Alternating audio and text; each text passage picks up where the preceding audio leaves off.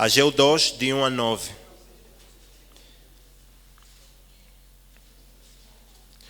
Diz assim a palavra do Senhor. Nesse segundo ano do reinado de Dário, rei da Pérsia, no dia 21 do sétimo mês, o Senhor falou de novo com o profeta Ageu. Deus mandou que ele fosse falar com o governador de Judá, Zorobabel, filho de Salatiel, com o grande sacerdote Josué, filho de Josadac, e com todo o povo, ele dissesse o seguinte: deve haver alguém aqui que viu o templo quando ele ainda era belo. Mas vejam como está agora. Não lhes parece que não vale nada mesmo? No entanto, tenham coragem. Coragem, Zorobabel. Coragem, Josué. Coragem, toda a gente desse país. Trabalhem todos, pois eu, o Senhor Todo-Poderoso, estou com vocês, conforme a aliança que fiz com o meu povo. Quando o tirei do Egito, o meu espírito sempre está com vocês. Portanto, não fiquem com medo. Pois é isto que eu, o Senhor Todo-Poderoso, digo.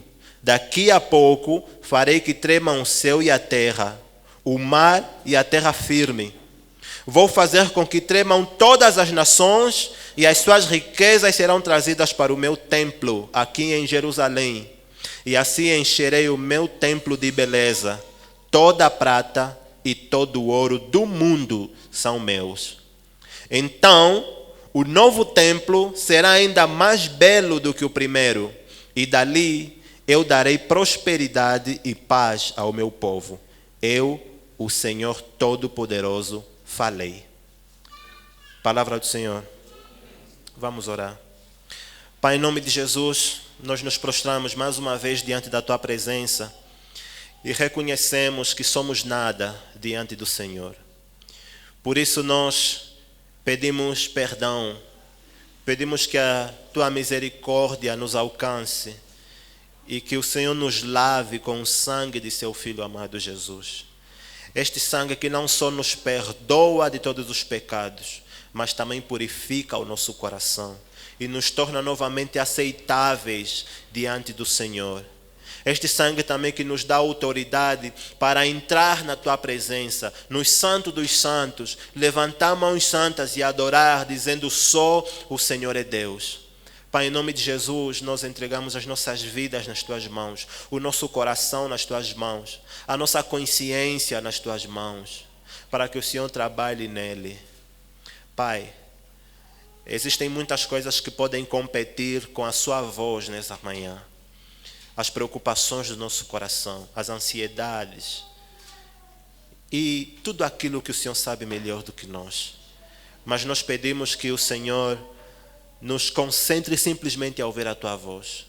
Nós queremos sair daqui restaurados, confortados pela Tua palavra, confrontados também. Queremos fazer a Tua vontade, que é boa e agradável para o Senhor e para nós também. Em nome de Jesus, usa-me simplesmente, Pai, como um instrumento para fazer a Sua vontade. Aquilo que o Senhor quer fazer na vida dessa comunidade, dessa igreja, na vida das pessoas que o Senhor trouxe para esse lugar. Em nome de Jesus. Amém. Hoje eu quero refletir com os irmãos sobre o templo de Jerusalém e tirar lições do templo de Jerusalém para as nossas vidas. O tema da mensagem é a última casa. A última casa, também chamada de o último templo. Os irmãos sabem que o templo na religião dos judeus é o centro. Não há adoração se não existir templo. Eles olhavam para o templo e depositavam no templo todo o significado da religião deles. Por isso é que você vê na Bíblia muitos judeus, ainda que vivendo em lugares distantes de Jerusalém, ele pelo menos se preocupava em ir para o templo uma vez por ano, em ir para Jerusalém adorar. Ir adorar para o judeu significava ir no templo, estar naquele lugar onde o sacerdote oferecia um sacrifício pelos pecados do povo, pelo menos uma vez por ano.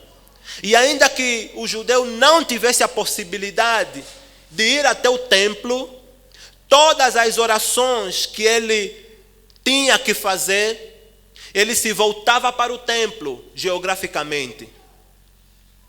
Imagine que você está na centralidade e você é judeu e o templo é essa casa, é essa sala. Sempre que você tiver que orar, você se levanta e vira para onde? Vira para a direção do templo. Você não podia orar descosta, norte e sul. Para onde é que fica o templo? Fica para este lado. E você ora assim.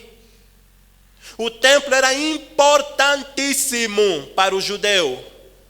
Você tira o templo da vida do judeu, não existe religião, não existe expressão de Deus. Porque era o templo o significado da presença de Deus. Isso se deu mesmo ainda quando o povo de Israel andava errante no deserto à procura de uma terra prometida. Eles montavam um tabernáculo, que era um templo que se movia, facilmente desmontado. E eles montavam, sempre que paravam, montavam um tabernáculo que era a casa do Senhor. Naquele lugar o Senhor falava. Desmontavam o acampamento, desmontavam o tabernáculo. Até chegar o reino de Salomão, onde Salomão recebe a orientação de Deus de construir um templo fixo, não mais um tabernáculo, um templo fixo. E Salomão foi bem-aventurado na construção do templo, porque ele recebeu todos os materiais para a construção do templo de seu pai Davi. Se os irmãos lerem o segundo livro dos Crônicas, vão encontrar que Davi preparou ferro, preparou madeira, preparou cedro, ouro e todas as pedras preciosas para a construção do templo. Salomão não teve trabalho na construção do templo. Então Salomão constrói o primeiro templo em Israel. Uma beleza para todo judeu que tinha visto o tabernáculo. Não se comparava em termos de estrutura, nem em termos de luxo. O templo que Salomão construiu era majestoso. E fica ainda cada vez mais fixa na mente do judeu de que Deus habita ali. Principalmente depois da inauguração do templo que Salomão havia construído, 7 dias de festas. Pelo menos 120 mil ovelhas foram sacrificadas em adoração a Deus durante esses dias. 25 mil bois, pelo menos, foram oferecidos em sacrifício a Deus. Imaginem uma inauguração de um templo com essa festa toda. Depois dessa festa toda, Deus desce no templo. Fumaça no templo. Nenhum judeu conseguia entrar naquele templo. Volte no templo e se imagine em Israel. Essa casa toda cheia da glória do Senhor. Como não ficar com a ideia de que Deus habita neste lugar? Como não perceber de que sempre que eu entro para esse lugar, Deus está aqui? Como não? Se a glória do Senhor invade esse lugar no dia da inauguração, era como se Deus estivesse a dizer para os judeus: eu aprovo esse lugar. Este é o lugar onde vocês farão orações a mim. Este é o lugar onde vocês vão adorar a mim. Então o judeu vivia feliz, porque tem uma expressão divina. Deus está no meio de nós. Deus tem uma casa no nosso bairro. É muito lindo viver assim. Mas como tudo que é bom dura pouco, o povo se desviou, pecou contra Deus, não obedeceu às orientações divinas. Eles andaram segundo os desígnios do seu próprio coração. E nós lemos no Antigo Testamento, sempre que o povo de Deus pecava, se desviava, Deus levantava uma nação para puni-los, para subjugá-los. Foi assim que Deus levanta Nabucodonosor, rei da Babilônia na altura. Nabucodonosor, ele era um rei muito cheio de estratégias. E ele olha para o povo judeu e pensa: como eu posso ferir esse povo de uma vez por todas? mexendo no que eles têm de mais valor. O que era? O templo. E Nabucodonosor destrói o templo. Imagine um povo que tinha no templo todo o significado da sua religião. E chega um rei de fora e destrói o nosso templo. Não só destrói o nosso templo, mas destrói os muros da cidade. Leva os jovens inteligentes que serviam no templo, os levitas, os cheios de vitalidade, leva-os cativos para a Babilônia. Deixa em Jerusalém simplesmente velhos. Pessoas que não tinham energia para reconstruir novamente a nação. Estão a acompanhar a história? Tudo lindo. Templo construído, nação organizada. Chega Nabucodonosor e destrói tudo. Não existe mais templo, não existe mais cidade e não existe mais juventude. Os jovens vão presos para a Babilônia. E esse exílio, essa prisão, não dura menos de 50 anos. A Bíblia nos dá uma margem que, se você faz cálculo, essa prisão durou cerca de 70 anos. O exílio na Babilônia. Tudo para que a cultura judaica desaparecesse, para que o povo se dispersasse e não houvesse mais expressão judaica em Jerusalém. Mas Deus é bom. Mesmo com o templo destruído, mesmo com a identidade religiosa desaparecida das suas mentes e consciências, aqueles jovens que estavam na Babilônia não se esqueceram das suas raízes. Eles tinham o sonho de um dia voltar para Jerusalém e reconstruir o seu templo, reconstruir a sua cidade. Eles imaginavam, um dia nós sairemos desse lugar. Um dia nós sairemos dessa situação e reconstruiremos as nossas vidas. Você esteve aqui no Ambo no período de guerra, você ouviu muitos lamentos de um dia, tudo isso vai acabar. O caos vai desaparecer e nós voltaremos a sorrir novamente. A identidade do angolano se reconstruirá. Eram pensamentos. E todo mundo ansiava por aquilo. Imagine um povo que estava a viver na mesma situação, só que em terra distante, em terra alheia, sem esperança de nada. Mas Deus é bom e misericordioso. Ele estende a sua mão novamente para os seus filhos, para o povo judeu, e lhes dá a oportunidade de voltarem para Jerusalém. Então os judeus saem da Babilônia e vão novamente para Jerusalém, liderados por 3 jovens: Zorobabel, Esdras e Neemias. Se você lê o livro de Neemias, se você lê o livro de Esdras e Ageu agora, você vai ver que há um clima de saída da Babilônia e uma expectativa de reconstruir o templo, reconstruir a cidade, a campanha para que isso aconteça. Vamos reconstruir a identidade da nação. Vamos trazer de volta a casa de Deus. Vamos reconstruir novamente a cidade de Jerusalém. Nossa identidade. Vamos fazer isso. 3 jovens imobilizam a cidade toda. Eles saem da Babilônia, vamos para Jerusalém com o apoio de um rei. E eles vão. Começam a construir novamente o templo. O segundo templo agora. No mesmo lugar onde estava o primeiro, Zorobabel se propôs a construir o segundo templo. E ele faz campanhas, pedras, blocos, madeiras. Vamos reconstruir o segundo templo. E fazem o alicerce. Aí acontece algo muito interessante que eu quero me focar hoje com vocês. 2 coisas Zorobabel, Esdras e Neemias tiveram que enfrentar na reconstrução do segundo templo.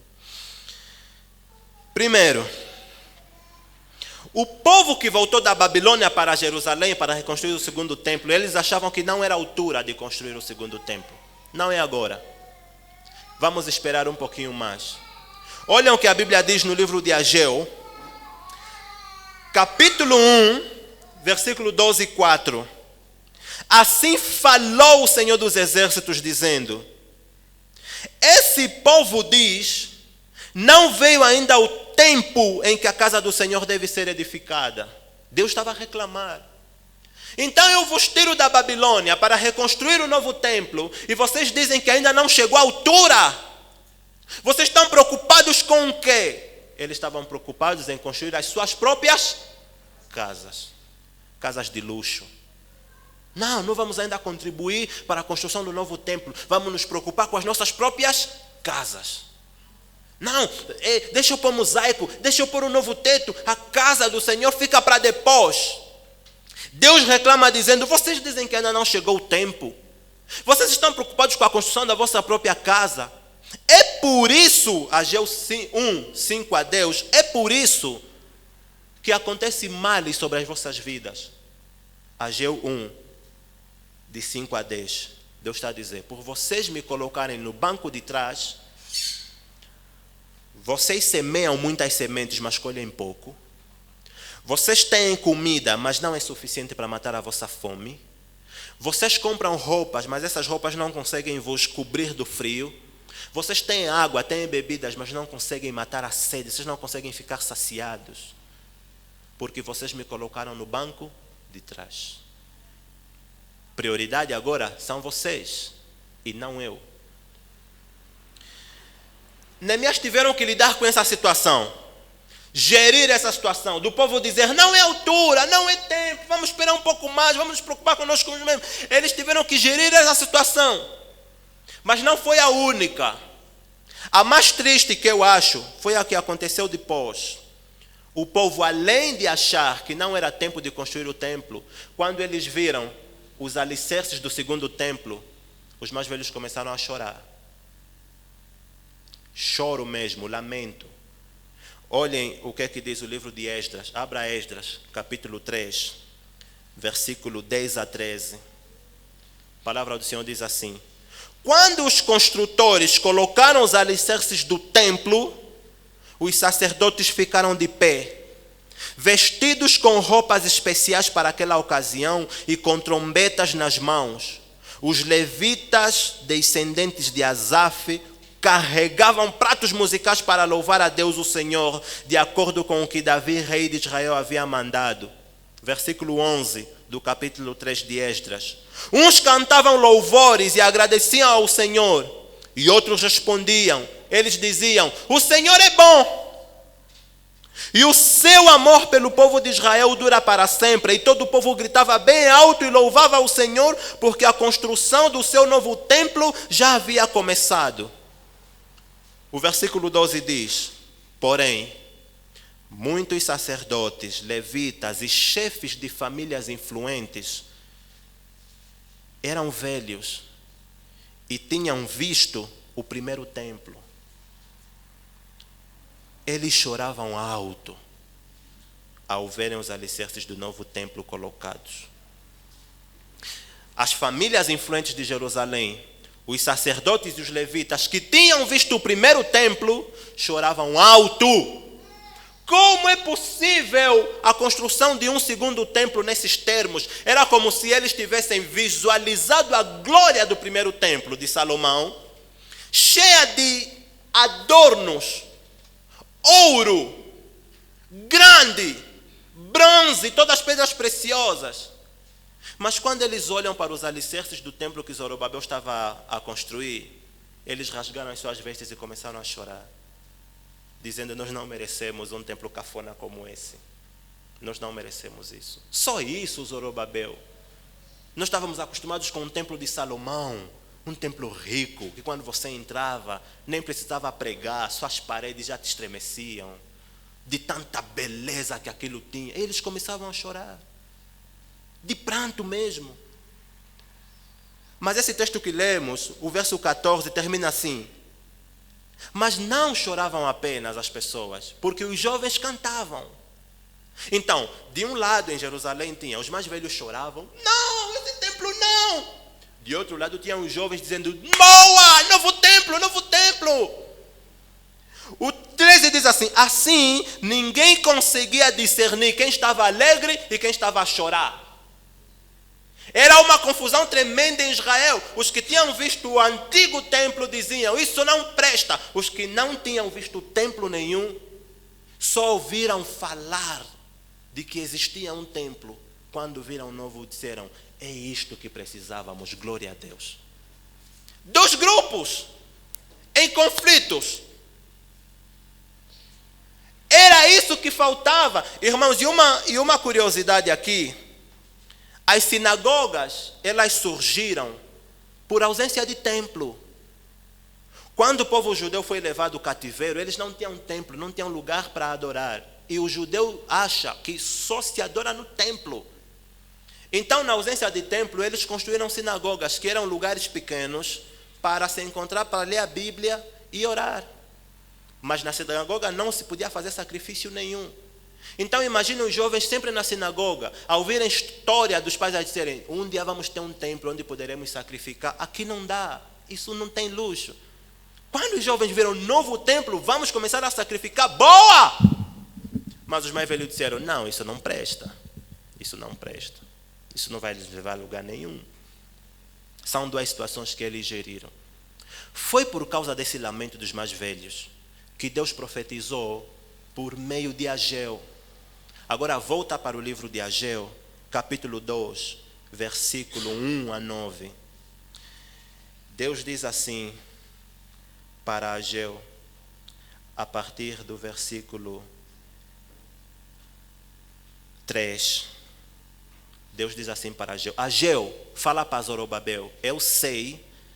3. Deve haver alguém aqui que viu o templo quando ele ainda era belo. Zorobabel, fique atento. No vosso meio tem gente que viu o templo quando ele ainda era belo. Mas vejam como ele está agora, que é o templo que Zorobabel estava a fazer. E Deus concordou com eles. Deus disse: não parece que não vale nada mesmo? Estão acompanhando? Versículo 3. Não parece que não vale nada mesmo, Zorobabel?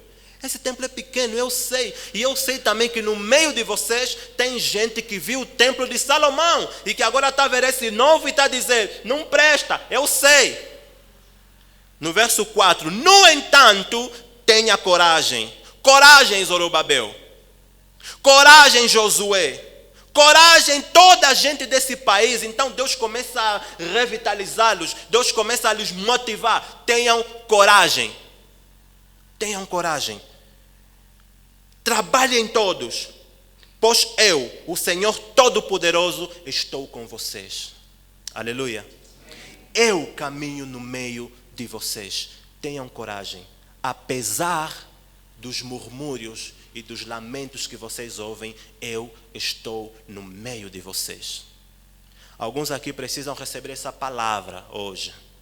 Deus está no meio de você, no meio da sua família, do seu ministério e da sua igreja. Algumas pessoas podem olhar para você e comparar: mas ele não canta como o fulano, ou ele não é um marido como o fulano. Não importa se Deus está no meio de nós. Mas a vossa família não abençoa tanto como a família do fulano. Não importa, Deus está no meio de nós. E Ele hoje, nessa manhã, está dizendo: tenha coragem, porque você vai precisar. Quando as vozes contrárias começarem a cair sobre você, você vai precisar de coragem para acreditar que eu caminho no meio de vocês. Vozes virão, é verdade, mas receba em nome de Jesus essa palavra: tenha coragem. Aleluia. Amém. Em nome de Jesus. Conforme, versículo 5, conforme a aliança que fiz com o meu povo quando tirei do Egito, o meu espírito sempre está com vocês. Portanto, não fiquem com medo. Esses lamentos aí não vão vos matar e nem vão questionar a obra que eu estou fazendo no meio de vós. Agora, aqui começa o diamante do texto.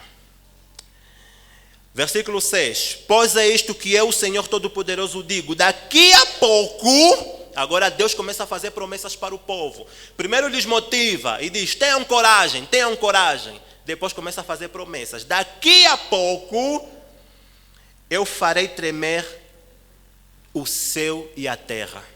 Daqui a pouco o mar e a terra tremerão. Vou fazer com que tremam todas as nações, e as suas riquezas serão trazidas para o meu templo aqui em Jerusalém.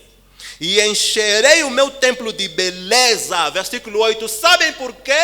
Porque toda a prata e todo o ouro não pertencem a Salomão.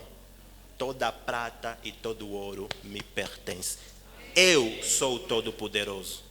Presta atenção, daqui a pouco vai chegar o tempo em que as nações vão olhar para vocês e vão se estremecer e vão ter que reconhecer que você anda com Deus que é dono de toda a prata e todo o ouro. Não lembrarão do primeiro templo, não, vão esquecer, eles vão ter que te engolir. Vão ter que reconhecer que eu, Senhor, ando no meio de vocês. Versículo 9, promessa. Então, o novo templo será ainda mais belo que o primeiro. E dali eu darei prosperidade e paz ao meu povo. Eu, o Senhor Todo-Poderoso, falei. E ele bate o martelo na mesa como um juiz. Eu, o Senhor Todo-Poderoso, falei. Falou. E você sai daqui feliz. Porque o Senhor Todo-Poderoso falou. Pronto, acabou. Não há mais nada. E imagina Deus a despedir o povo. Agora vão em paz. E não chorem mais. O Senhor Todo-Poderoso falou. Glória a Deus, amém? A Bíblia é atual. E ela fala para as nossas vidas como uma coisa que remexe com as nossas estruturas. Mas não acabou. Estaria tudo lindo se Jesus não viesse e se ele não dissesse em João 2 algo interessante que questiona a nossa compreensão dessa promessa aqui. Imaginem, Zorobabel recebeu essa palavra, mas eu não sei se ele entendeu. E eu não sei se muitos de nós recebemos essa palavra e entendemos também. A glória da última casa será maior do que a primeira. Você entende o que isso quer dizer? Alguns não entendem. Porque eu já vi igrejas que se propõem a construir templos e imprimem uma lona e colam assim: a glória do segundo ou último templo será maior do que o primeiro. Não é esse o sentido do texto. Então Deus estava a falar só para o templo de Zorobabel? Também Deus não estava a falar do templo de Zorobabel. Zorobabel recebeu um templo maior do que o primeiro, é pequeno demais. É maior que o templo de Salomão. A vossa vida não se resume no templo de Salomão. Não. E receber um templo é pequeno demais. É pequeno demais. Aí é que nós abrimos então o Evangelho de João, Novo Testamento agora. Vai lá, João capítulo 2. Versículo 18 a 22. João capítulo 2. Acontece aí uma cena de Jesus no templo muito interessante. Jesus vai então a um templo, João 2, a partir do 13. Alguns dias antes da Páscoa dos judeus, Jesus foi até a cidade de Jerusalém. Olha, eu falei no princípio, todo judeu que vai em Jerusalém vai para onde? No templo. No pátio do templo, versículo 14, Jesus encontrou pessoas vendendo bois, ovelhas e pombas e viu também os que sentados às mesas trocavam dinheiro para o povo. Ele fez um chicote de cordas, expulsou toda aquela gente dali e também as ovelhas e os bois. Virou as mesas dos que trocavam dinheiro e as moedas se espalhavam pelo chão. É uma confusão. E Jesus disse aos que vendiam pombas: tirem tudo isso daqui. Parem de fazer da casa do meu pai um mercado. Então os discípulos dele lembraram das palavras das Escrituras Sagradas que diziam: o meu amor pela tua casa, ó Deus, queima dentro de mim como fogo.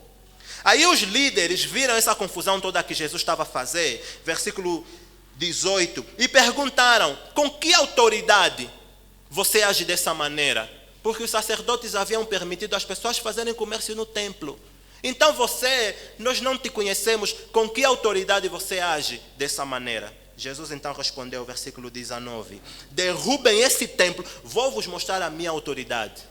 Derrubem esse templo que vocês conhecem e eu reconstruirei de novo em 3 dias.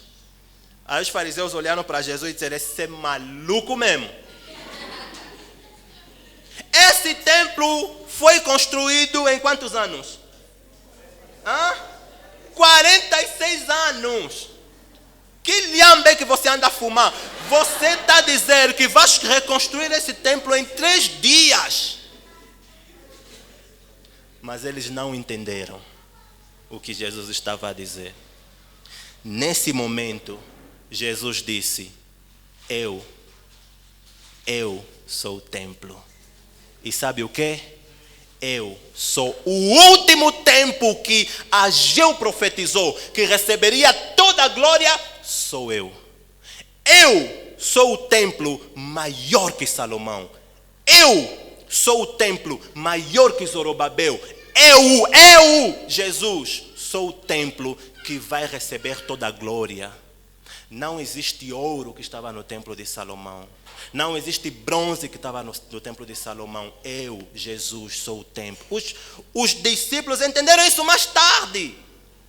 Só quando Jesus morreu. O versículo continua aqui. Quando Jesus foi ressuscitado, os seus discípulos lembraram que ele tinha dito isto, então creram nas Escrituras Sagradas e nas palavras dele. Jesus estava a falar dele mesmo. O templo que ele disse: quebrem e eu reconstruirei, sou eu. E que templo é esse? Que Deus havia profetizado: a glória do último templo será maior do que o primeiro. É em Jesus Cristo que Deus encontra toda a glória. É somente em Jesus Cristo que a Bíblia se encerra. É somente em Jesus Cristo. Não existe absolutamente nada. Você tem dúvida? Veja o que é que diz Atos 17, 24 e 25. Atos 17, 24 e 25. Diz assim: Deus, que fez o mundo e tudo o que no mundo existe, é o Senhor do céu e da terra, e não mora em templos feitos por quem? Por mãos dos homens. E também não precisa que façam nada por ele, pois é ele mesmo quem dá a todos vida, respiração e todo o resto. Deus, apesar de ter manifestado glória no templo de Salomão, ele não fez morada. Apesar de ter manifestado glória no tabernáculo, ele não fez morada. Apesar de ter manifestado glória no templo de Zorobabel, ele não fez morada. Apesar de ter manifestado glória no templo de Herodes, ele não fez morada. Mas quando se manifestou seu filho, ele fez morada. Ele disse: esta é a última casa que eu profetizei em Ageu. Esta é a morada que recebe toda a glória e que recebe a minha presença com intensidade. Jesus Cristo é o templo. Isso é lindo. Isso é lindo. Toda história se encerra em Jesus Cristo. Toda a lei se encerra em Jesus Cristo. Romanos 11, 36 vai dizer: porque dele, por ele e para ele são todas as coisas. Não existe absolutamente nada que não seja para Jesus. Nada, nada. Deus em intensidade maior é Jesus Cristo. E sempre que você olhar para a Bíblia, ver uma imagem, ver uma ilustração e ver um personagem, todas essas coisas apontam para Jesus Cristo. Deixa eu ler para vocês e eu espero que fale para o seu coração, do mesmo jeito que falou para o meu, um texto de Timothy Keller, que se encontra no seu livro que ele escreveu sobre pregação homilética. Ele diz o seguinte: Jesus é o centro de todas as Escrituras. Não há nada na Bíblia que não fale de Jesus. Não há nenhuma grande imagem que não aponte para Jesus. O sábado, o templo, os sacrifícios, todas as coisas apontam para Jesus. Jesus é o verdadeiro e superior Adão, que passou no teste do jardim do Éden e cuja obediência nos foi imputada. Jesus é o verdadeiro e superior Abel, que embora tenha sido morto inocentemente, tem o sangue que agora clama pela nossa salvação e não por nossa condenação. Jesus é o verdadeiro e superior Abraão, que respondeu ao chamado de Deus para deixar o que lhe era confortável e familiar e a partir rumo ao desconhecido, sem saber para onde ia, no intuito de criar um novo povo para Deus. Jesus é o verdadeiro e superior Isaac, que não apenas foi oferecido por seu pai no monte, mas foi verdadeiramente sacrificado por nós. Deus disse a Abraão: agora sei que você me ama, porque você não me negou o seu único filho. Agora nós dizemos em relação a Deus: agora sabemos que tu nos amas, porque tu não nos negaste o seu único filho. Jesus é o verdadeiro e superior Jacó, que lutou com Deus e levou o golpe da justiça que merecíamos, de tal forma que nós, assim como Jacó, recebêssemos apenas os ferimentos da graça, para que nos despertasse e nos disciplinasse. Jesus é o verdadeiro e superior José, que sentado à destra do rei, perdoa aqueles que o traíram e o venderam, e usa o seu novo poder para salvar seus irmãos, que é a igreja restaurada pelo seu sangue. Jesus é o verdadeiro e superior Jó, inocente, sofredor, que intercede por seus amigos insensatos e os salva. Jesus é o verdadeiro e superior Davi, cuja vitória se torna a vitória do seu povo, embora este país tenha erguido uma pedra, embora este mesmo não tenha erguido nenhuma pedra para conquistá-lo. Jesus é a verdadeira e superior Esther, que não apenas se arriscou a perder um palácio, mas abriu mão do palácio por excelência, o celestial. Não apenas arriscou a vida, mas a entregou para salvar o seu povo.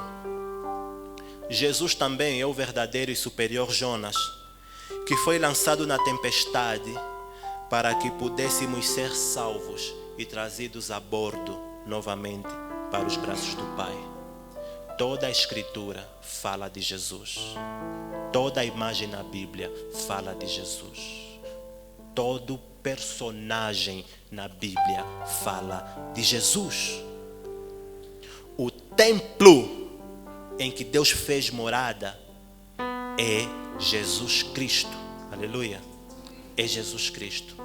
Ele é a última casa que recebeu a glória maior do que a primeira. E se isso ainda não te emocionou, deixa eu terminar dizendo assim: Jesus não se conformou em ser Ele o único templo para a morada divina. Jesus hoje convoca você a ser a última casa onde Deus habita. João 14, 24, Jesus diz assim: se alguém me ama, guardará minha palavra, e meu Pai o amará, e viremos para ele e faremos o quê? Morada. Morada. Você hoje pode ser um templo ambulante da glória de Deus. Você pode ser morada de Deus. Primeira carta de Paulo aos Coríntios, capítulo 3, versículo 16 e 17. Paulo diz assim: não sabeis que vocês são templo de Deus e que o Espírito de Deus habita em vós?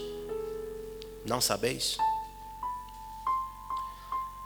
Primeira carta de Pedro, capítulo 2, versículo 5. Pedro diz: vocês são como pedras vivas. Vocês foram edificados casa espiritual, sacerdócio santo, para oferecer sacrifícios espirituais agradáveis a Deus, agradáveis a Jesus Cristo. Aleluia. Você é casa espiritual. Nós somos morada de Deus. Todo aquele que foi lavado com o sangue do Cordeiro é casa de Deus. E se você é casa de Deus, você é portador da glória de Deus. Não só portador da glória de Deus, mas você vive para produzir a glória de Deus. Absolutamente mais nada, simplesmente para produzir a glória de Deus. Jesus diz para a igreja, nas cartas que ele escreveu para a igreja na Ásia: eis que estou à porta e bato. Estava a falar para a igreja, mas hoje pode estar a falar para o teu coração. Você é templo, você é casa. Eu estou à porta e bato. Sabe o que? Se não for Deus a habitar nesse templo que é você, quem?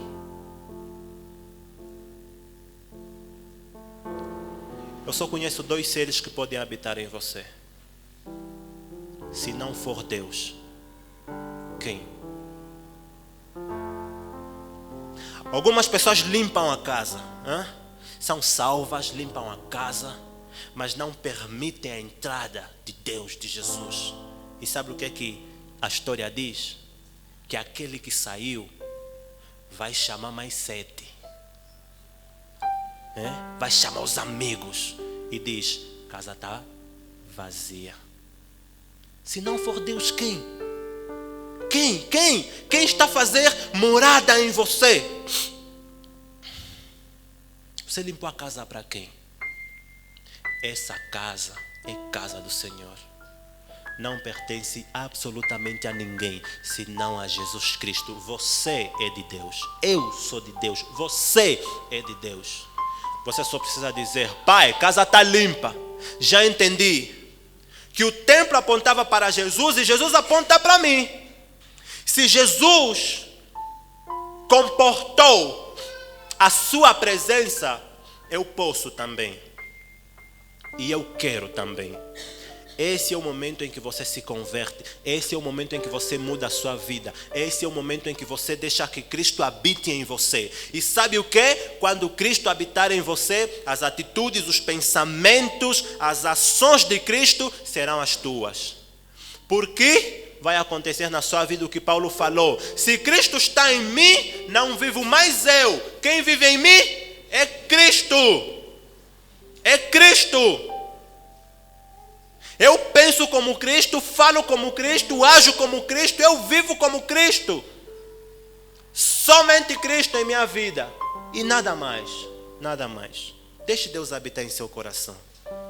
Você é o templo de Cristo Jesus. Deixe Deus habitar em seu coração.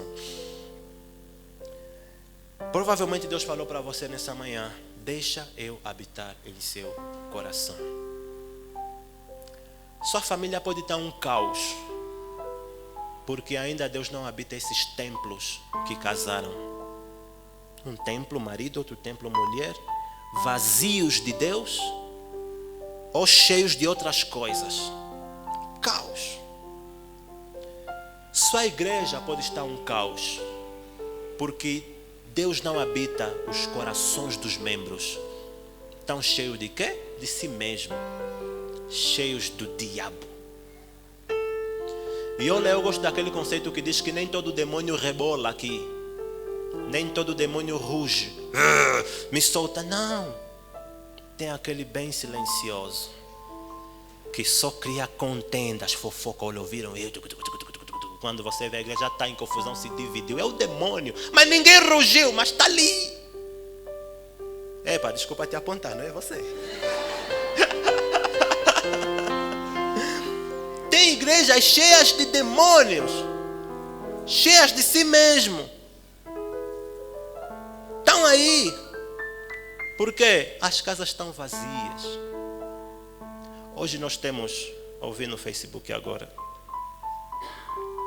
pavilhões cheios, né, de pessoas, cadeiras lotadas, mas corações vazios de Deus.